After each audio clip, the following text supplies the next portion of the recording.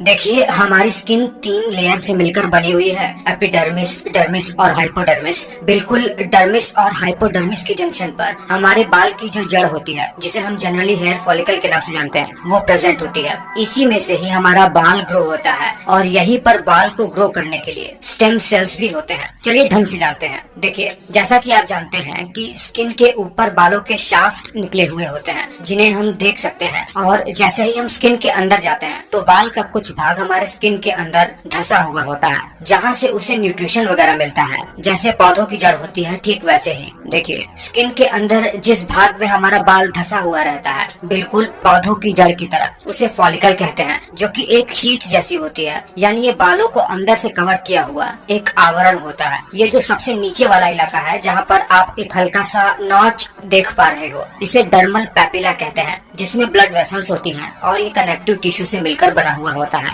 यहीं से खून बालों को पोषण देता है और बाल ग्रो करते हैं। इसके ऊपर बालों का जो फूला हुआ इलाका आप देख रहे हो, थोड़ा सा मोटा सा भाग, इसे बालों का रूट या हेयर बल्ब कहते हैं। इसके अंदर ही हमारे बाल को बनाने वाले सेल्स केराटिनोसाइट और मेलानोसाइट्स होते हैं, क्योंकि इसी हेयर बल्ब के नीचे ही हमारे एपिडर्मिस की सबसे नीचे वाली लेयर बेसल लेयर होती है। इसमें हमारे स्किन और बालों को बनाने वाले stem cell epidermal stem cell होती है, एक प्रकार का मीसेनकाइमल सेल, जो कि डिफरेंशिएट होकर केराटिनोसाइट और मेलानोसाइट बना लेती है। और इसी बालों के चारों ओर जो रूट और शाफ्ट है बाल का, इसके चारों ओर इंटरनल रूट शीथ और आउटर रूट शीथ की 2 लेयर होती है, जो बालों को सपोर्ट करता है। और यहाँ पर ये वाला जो आप एरिया देख रहे हो, यहाँ पर बालों को ग्रो करने के लिए, निरंतर नई नई सेल्स को प्रोवाइड कराने के लिए, यहाँ पर बालों के लिए स्टेम सेल का एक गुच्छा पाया जाता है, जिसमें बहुत सारे स्टेम सेल्स होते हैं। चलिए, आप इतना तो जान गए हैं, अब ये जानते हैं कि ये बाल ग्रो कैसे होते हैं। देखिए, बाल का जो रूट है, यहीं से बाल ग्रो करता है। नीचे से ब्लड फ्लो के जरिए इन्हें न्यूट्रिशन मिलता है,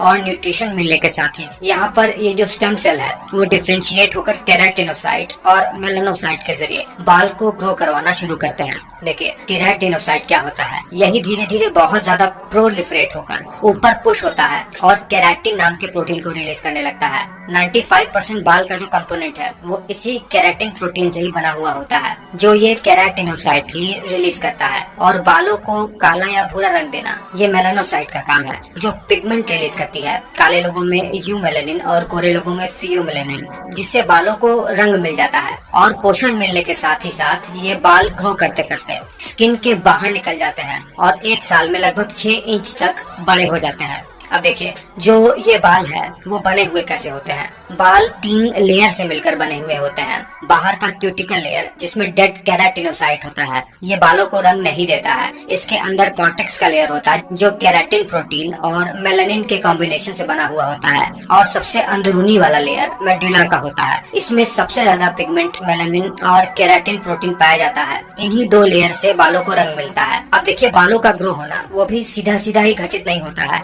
बल्कि इसमें बालों के ग्रोथ के कुल 3 फेज होते हैं। देखिए, ग्रोथ का जो पहला साइकिल होता है, उसमें हेयर अपने फॉलिकल से ग्रो करता है और हमारे स्किन के बाहर तक निकल जाता है। इस फेज को एनाजन फेज कहते हैं। ये लगभग 3 से 5 साल तक चलता है। इसके बाद हमारे हेयर ग्रोथ के साइकिल का दूसरा फेज आता है, जिसमें हमारा ये जो बाल है, ये अपने रूट से डिटैच्ड हो जाता है। और इसमें बाल को अपने रूट से डिटैच्ड होने में 2 से 3 हफ्ते का टाइम लग जाता है। इस फेज को कैटाजन कहते हैं। तीसरा फेज टेलोजन होता है, जिसे रेस्टिंग स्टेज भी कहते हैं। इसमें जो हेयर रूट से बाहर डिटैच्ड हो गया था, वो अब हेयर फॉलिकल से बाहर निकल जाता है, जिसे हेयर फॉलिकल से बाहर निकलने में टोटल 100 दिन का टाइम लग जाता है। उसके बाद जैसे ही हेयर बाहर निकला, दोबारा से फिर यही साइकिल चालू हो जाती है। एनाजन फेज में दोबारा से हेयर ग्रो करता है, डिटैच्ड होता है और फॉलिकल से बाहर निकल जाता है, और यही साइकिल चलती रहती है। बालों का ग्रोथ होता रहता है। आपको ये वीडियो कैसा लगा है, मुझे नीचे कमेंट करके जरूर बताना।